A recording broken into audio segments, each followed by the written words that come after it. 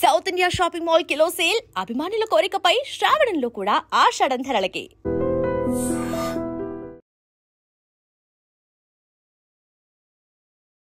Hi guys, welcome to I dream. నేను మీ Chanakya. Guys, ఎప్పుడు మనము బిజినెస్ పరంగా అయితే బోల్డ్ అనే వీడియోస్ అనేది కూడా చేస్తూ ఉంటాం కదా. కాకపోతే ఈరోజు ఈ వీడియో మాత్రం సంథింగ్ కొంచెం డిఫరెంట్గా ఉండబోతుంది. మన దగ్గరున్న అమౌంట్ని డబల్ చేసుకోవాలి అని అంటే కొన్ని విజయ సూత్రాలు అనేది కూడా ఉంటాయి. మరి ఆ విజయ సూత్రాలని మనకైతే షేర్ చేసుకోవడానికి ఇప్పుడు మనతో పాటు కూడా ఉన్నారు మన విజయ్ గారు. ఆయనే మన పర్సనల్ ఫైనాన్షియల్ అడ్వైజర్. మరి ఆయనతో మాట్లాడదాం, మరి అడిగి తెలుసుకుందాం. Hi sir. హలో అండి. నా దగ్గర కొంచెం అమౌంట్ ఉంది, దాన్ని డబుల్ చేసుకోవాలంటే కొన్ని స్టెప్స్ అనేది కూడా ఉంటాయి. ప్రాపర్గా స్టెప్స్ అనేది ఫాలో అవుతూ ఆ చెక్ బాక్సెస్ అనేది కూడా టిక్ చేసుకుంటూ వెళ్తే ఖచ్చితంగా మనము శ్రమ లేకుండా డబల్ చేసుకోవచ్చు. అలాంటిది ఏదో మీరు అడ్వైస్ ఇస్తా అన్నారు కాబట్టి అందుకే ఈ వీడియో మొదలు పెడుతున్నాం. షూర్, డెఫినెట్గా అండి.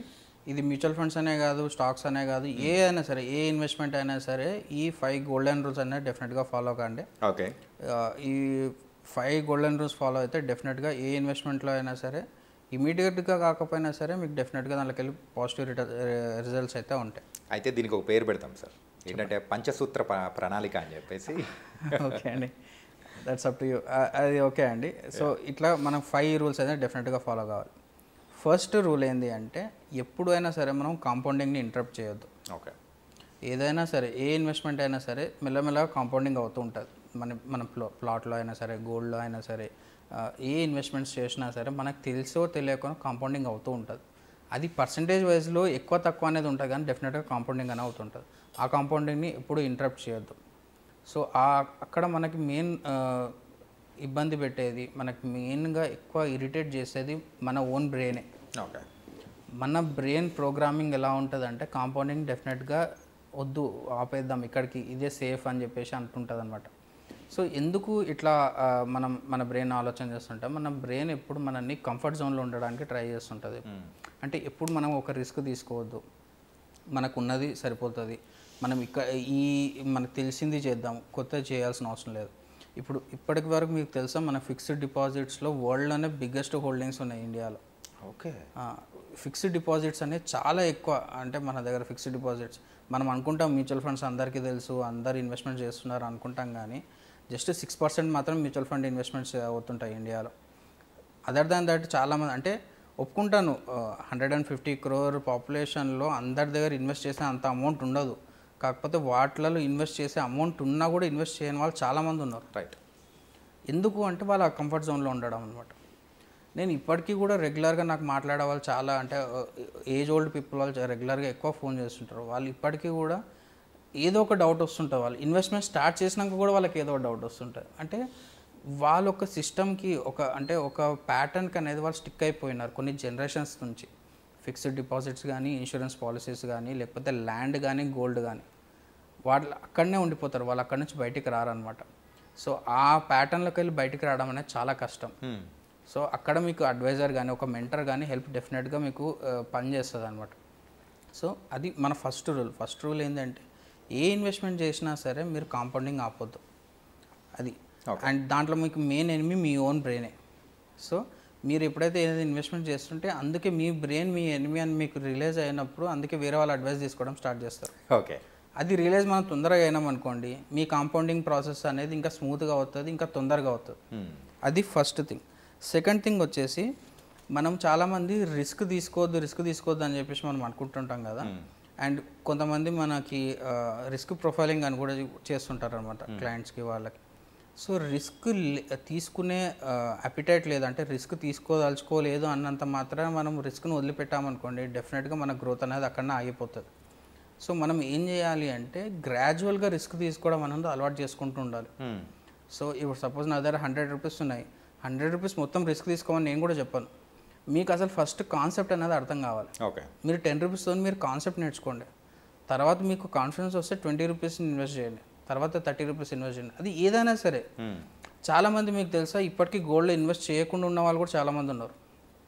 ఎందుకంటే వాళ్ళకి భయం అనమాట, గోల్డ్ వేసుకపోతే ఏదైనా దొంగతనం అవుతుంది, లేకపోతే ఎక్కడైనా పెట్టి మర్చిపోతాం అని చెప్పేసి కూడా గోల్డ్ కొనని వాళ్ళు కూడా చాలామంది ఉన్నారు.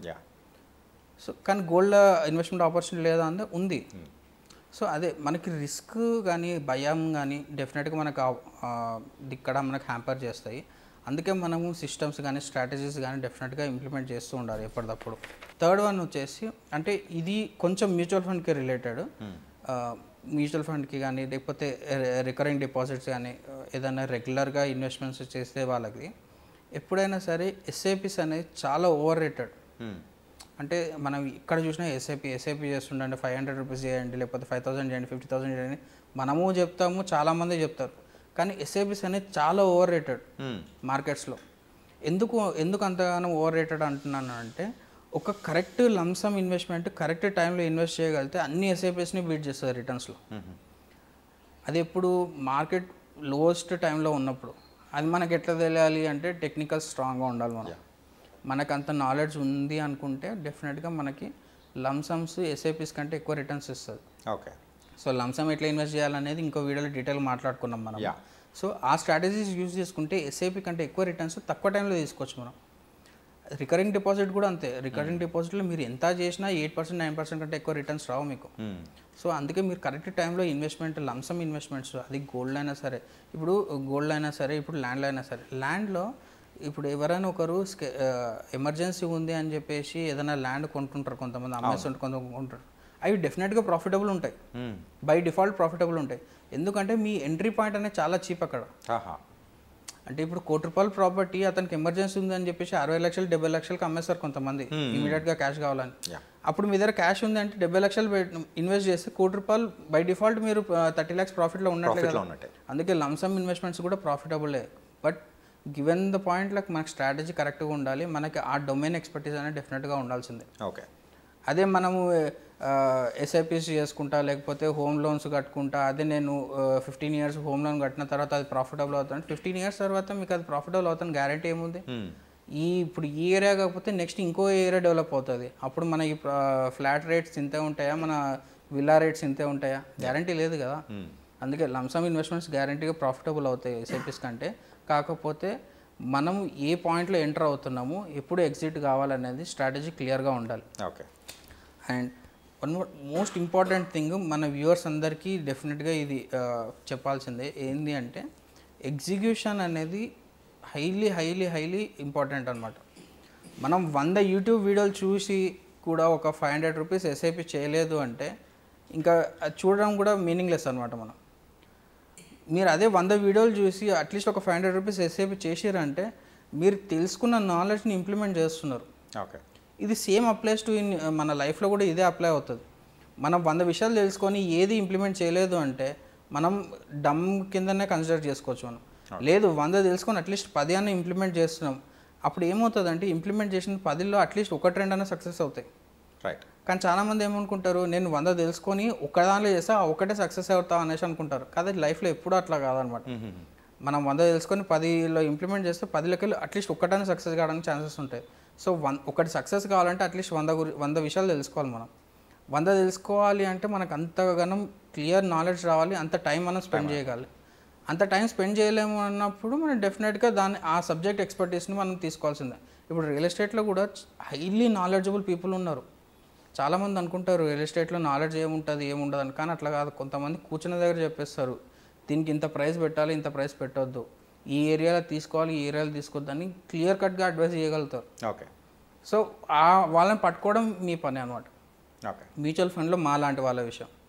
మ్యూచువల్ ఫండ్లో మేము ఏ ఫండ్లో పెట్టాలి, ఎంతవరకు ఉండగలగాలి, ఎప్పుడు రిటర్న్ అవ్వాలి, ఎప్పుడు ఎగ్జిట్ కావాలి, అది మేము చెప్పగలుగుతాం. సబ్జెక్ట్ ఎక్స్పర్ట్స్ అనేది అక్కడనే మీకు హెల్ప్ అవుతారు కదా. లేదు వీళ్ళని వద్దు అనుకుంటే ఒక 3 year డిలే ప్రాసెస్ అవుతుంది. ఓకే. సో ఒక ఎగ్జాంపుల్ చెప్తాను.